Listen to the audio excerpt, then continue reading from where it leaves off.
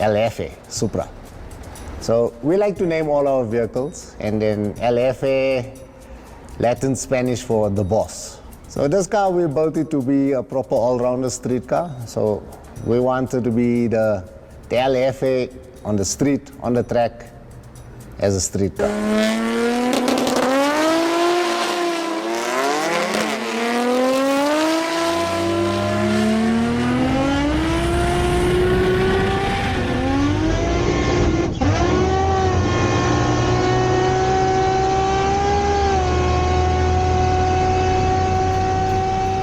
Very easy to drive. It's, like I say, it's a full street car.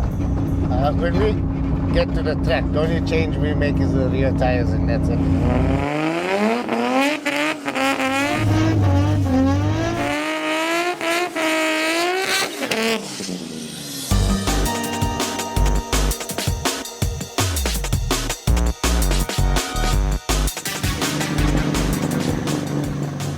Well, the performance stats speak for itself. And she's not a one-run queen. We drive her every weekend. I like to take out, have some fun. So this car runs my built 1400 engine package, so that's 1400 horsepower.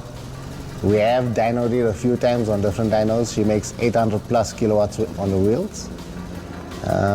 Unfortunately, we can't use all that power, so the performance stats are done on the 650 kilowatt settings.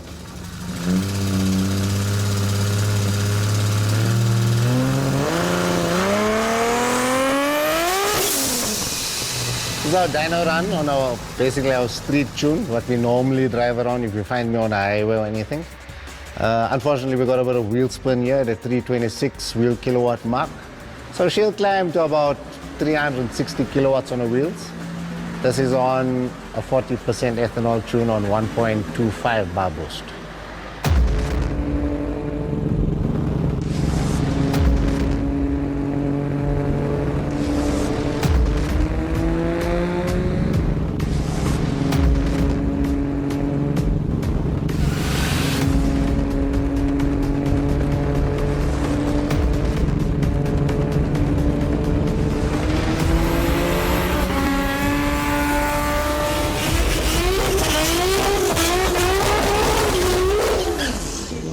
She's been a best now this previous weekend with a 9.4 quarter mile.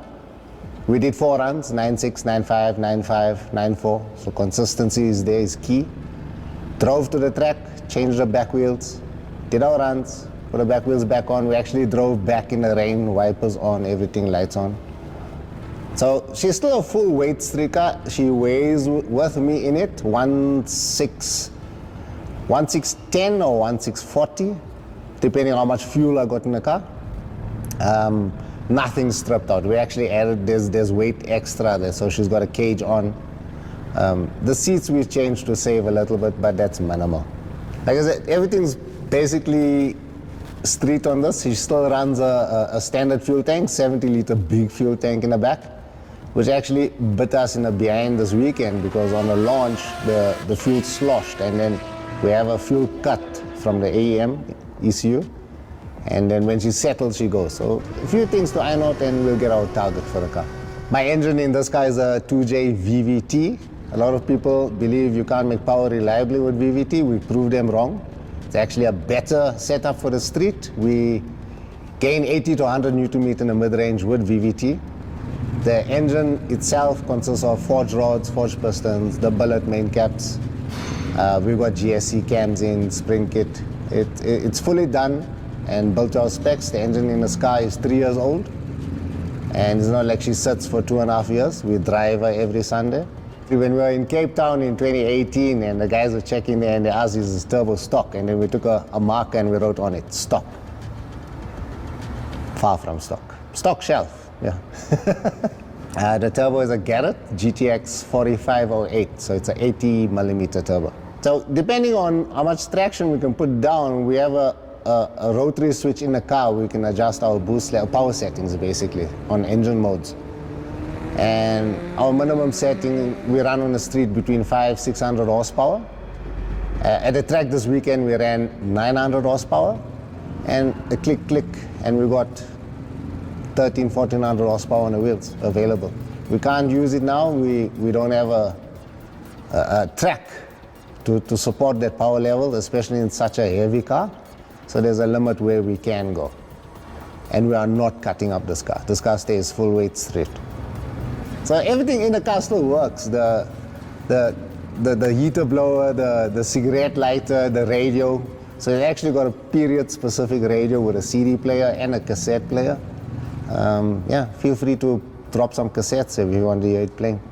So on the front suspension, we're running the Bilstein shocks with a custom spring on it. In the rear, we've got something that we made up locally. A local guy has made it up. My friend Peter from PPT Bullets, they do all the fabrication. He made me a strange shock to work in the back, and that's working well. So the gearbox is based on the Chevy th400. We obviously got it and built it to our power level, our power specs.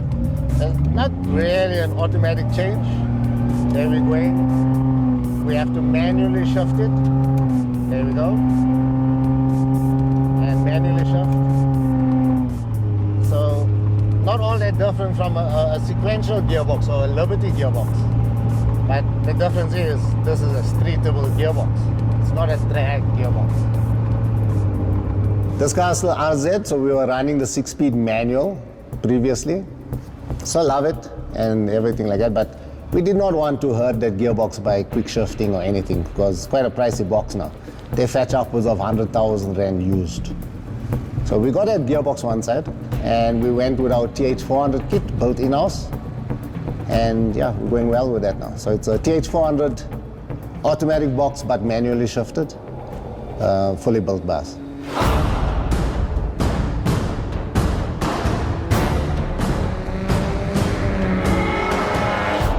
Okay, so this vehicle runs our AEM Infinity ECU, very configurable system, so I can tell it whatever I want it to do. So it runs the flex fuel, the boost control, anything a high-end system does, it is a high-end system.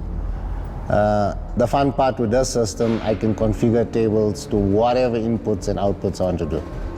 I'm not limited to what firmware the company gives me. It's like a Motec, you can configure it the way you want. So I like it everywhere. It's very difficult to say where I have more fun.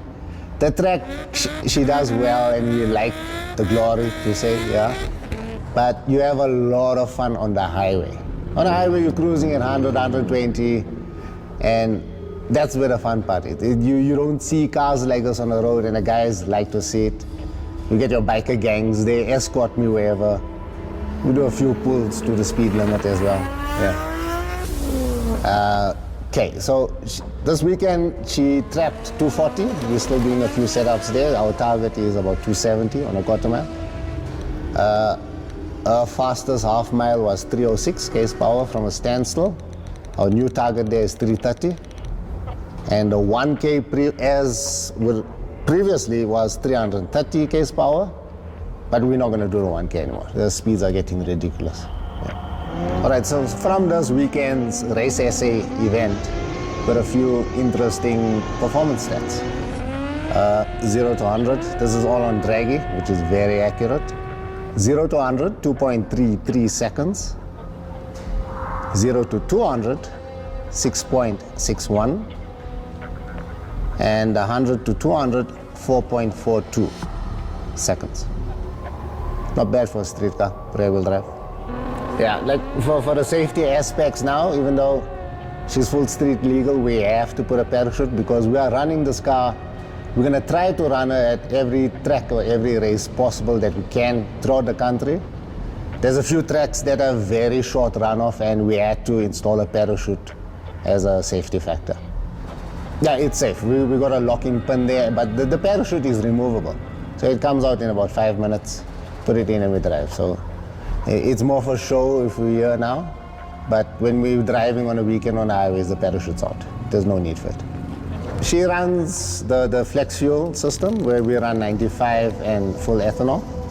We hardly ever on full 95. She's always got about 30-40% on it for the streets. And on race days, we bring the percentage up to about 80%. The company was started on 2 JEZ performance for a lot of clients.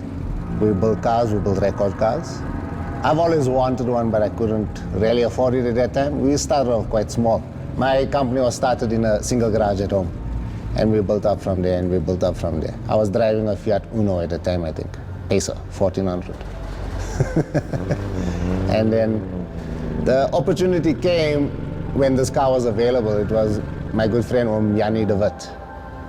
And he had this car for a while, and he had a mishap at a track, and the engine was gone. He offered the car to me. I told him, I can't afford it. He made a price. He said, right, if you want it, you come take it, you can pay me off.